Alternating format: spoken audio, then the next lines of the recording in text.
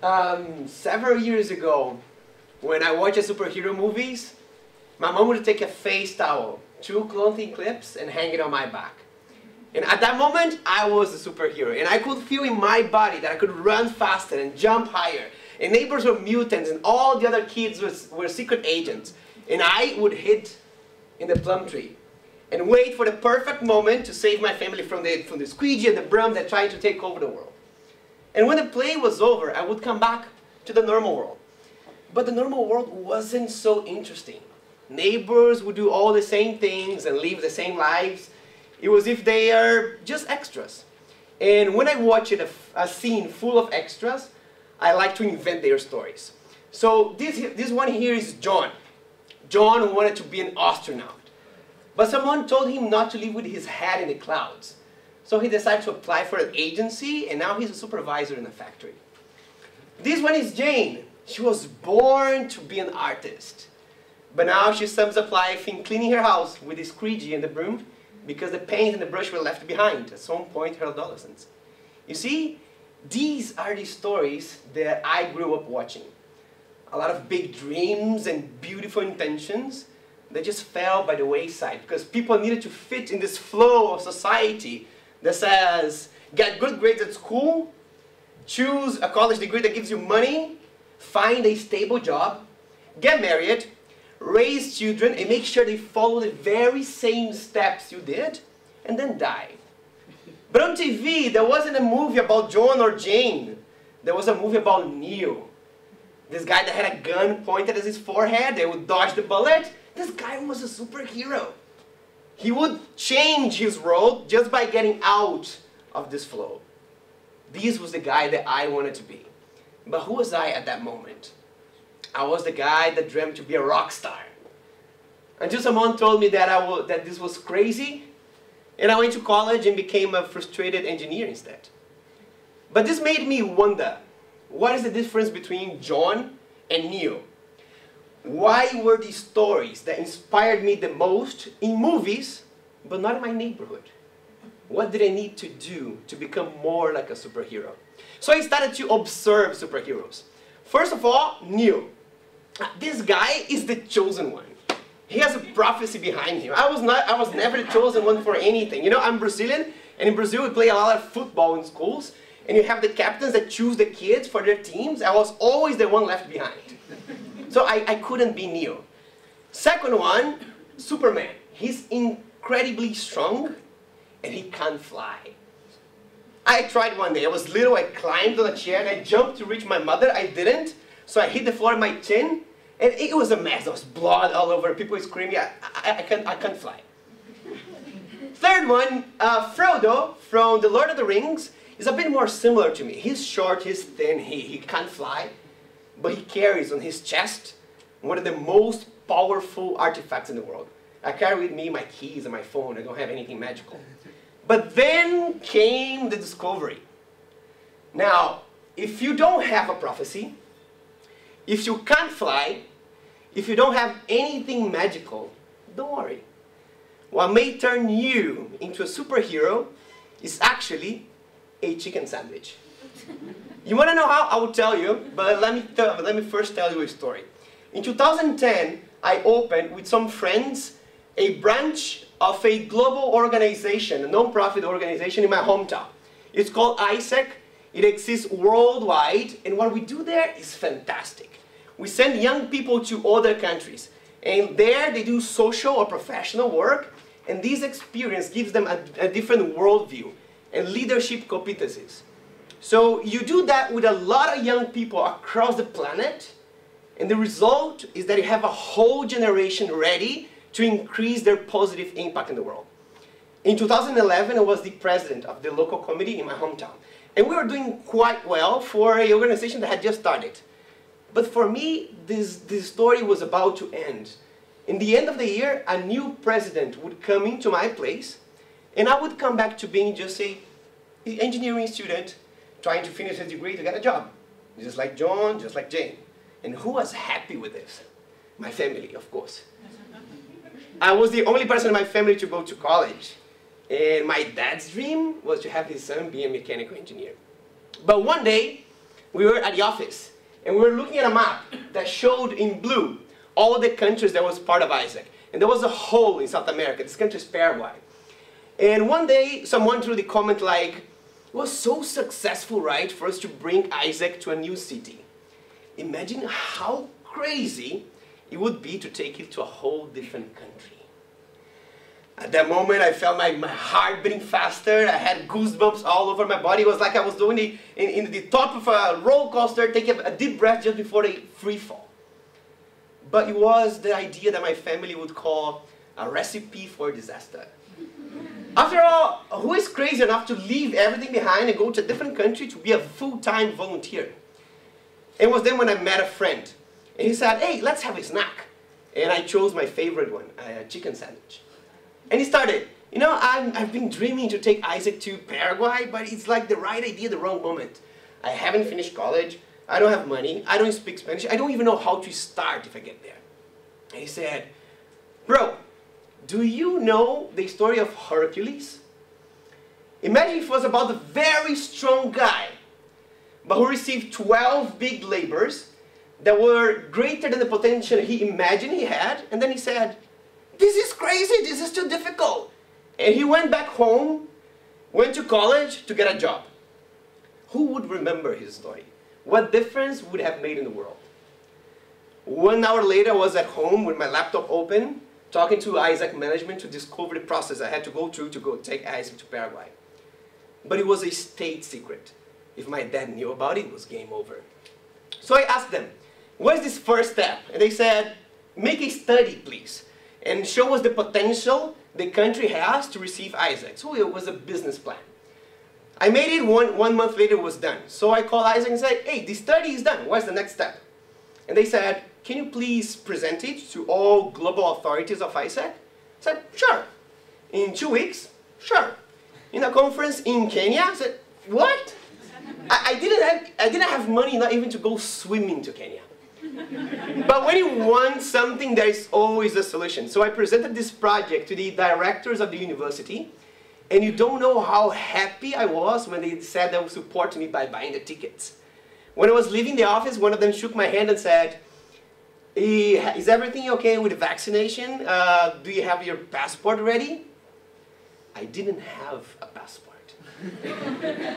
And the shortest period used to take 2 months to get a passport ready. So I started calling people that could support me in any way, until I get to someone that knew someone else that was the son of the cousin of the neighbor of someone that could get me a spot in the passport queue if I got to the other day to the police station before 6 a.m.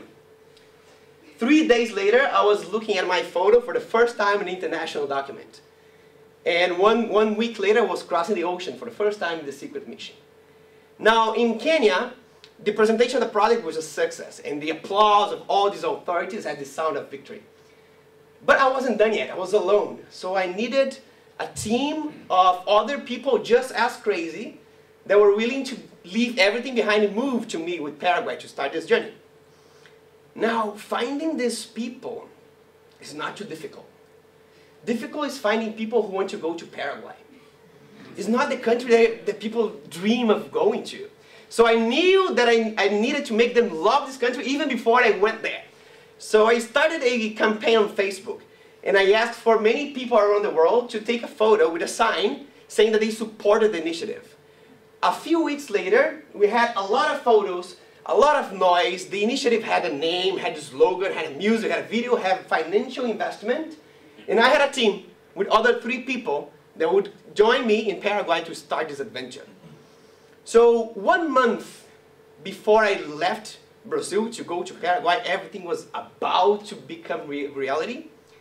It was time for my family to find about it. They still didn't know. And it was for a reason. The effort they had made to give me quality education and their expectations of me being a mechanical engineer was what shook me. Now, one thing that you have to understand is that my dad, he's the shiniest person I know. Everyone loves him. He's smiling all the time. But at that moment, he had a health issue. Very, very strong. And the only single thing that gave him energy to overcome that was the fact that his son would become a mechanical engineer the next year. So I was about to throw a bucket of cold water. And at that moment, if all the challenges were difficult, I could overcome them. This was the first time that I wanted to come back in time and not have gone that far in this project. In fact, this day arrived. I said, so far it was beautiful. If I stop here, someone else will take this forward. I just can't do this anymore. This is just too painful. And then I closed my eyes and I remember this conversation of Hercules over this chicken sandwich. And I remember all the photos that I had received from many people supporting this initiative. So I got my laptop and I went to the couch where my dad was, sat beside him, and I said, Dad, next month, I won't be living at home anymore. I won't be living even in Brazil. I'm going to Paraguay, I'll stop college, and I'm going to work there for 2.5 years as a full-time volunteer to take AIESEC to that country.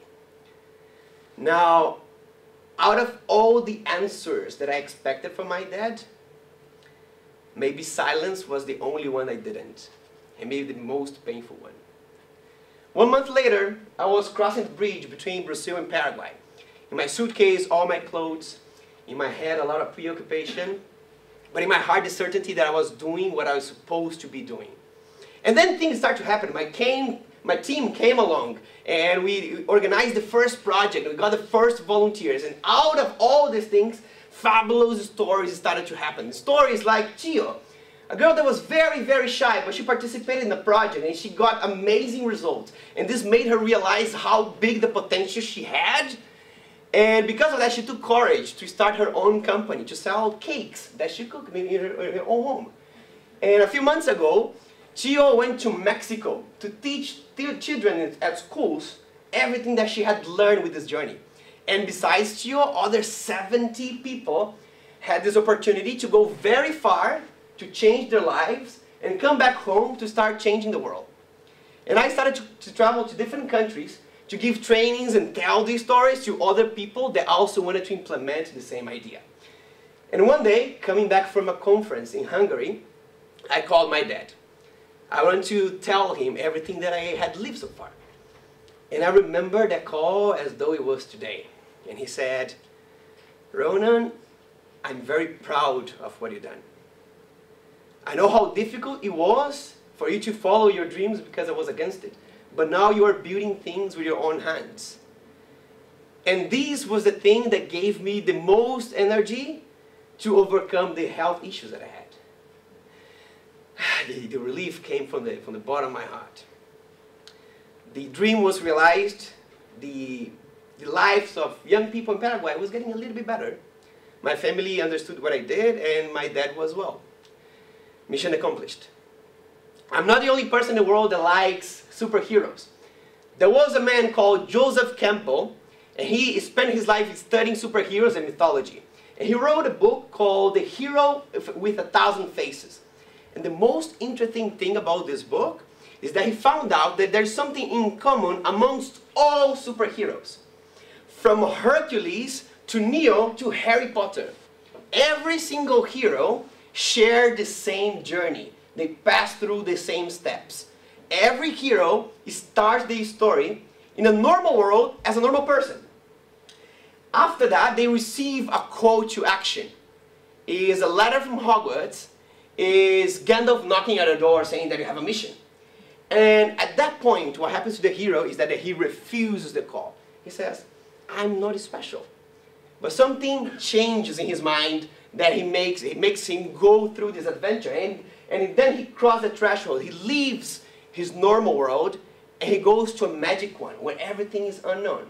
And then he met some mentor, someone that gives him a tool that teaches him the way. And then he starts facing challenges that makes him stronger until he faces the crisis. There is the moment where the hero falls. In many stories, he even dies. But this is just an event so he can be reborn as an evolved being and face the villain. That is his main weakness, his main fear. And after he beats up the villain, he finds a treasure. And in this treasure is a knowledge, is a recognition, is a superpower, something that he can share when he comes back home with the normal people in the normal world. Now, in this journey, I also found a treasure. And in this treasure, I found 3 main learning points about all heroes in the world. The first one is be at the edge of your influence. Stephen Covey, the author of The 7 Habits of Highly Effective People, introduces the concept of the circle of concern. It's basically an area where everything you worry about is, but you can't change. It's the global warming, it's the traffic in your city, it's violence in the world. Now what happens when you put all your energy and time in something that you want it to be different, but you can't change? Best thing you can do is complain. Here is John writing things and complaining on Facebook. Inside the circle you have something smaller called your circle of influence. It's basically everything that you can change. Being a volunteer, starting an organization, starting a course. The magic thing about this is when you put your time and your energy here, your influence expands. Here is Neo. He starts with something small and eventually gets to change the whole world. Number 2, the rock bottom is midway. The hero just finds his treasure after he falls. Rocky Balboa spent the whole movie training. When he gets to the ring against Apollo, he loses. And he goes to the hospital. And now what Rocky Balboa does? Does he go back home, go to college to find a job? No, this is John. Rocky Balboa trains and he comes back to the ring and he beats up the guy. If you have your project and you're passing through a very, very hard moment, that might be just an indicator that you are in the right track.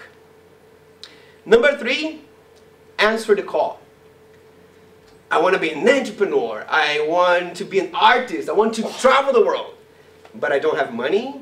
I don't have time. I don't know how to start. Every time you refuse a call to action, a superhero dies. The one that lives within you.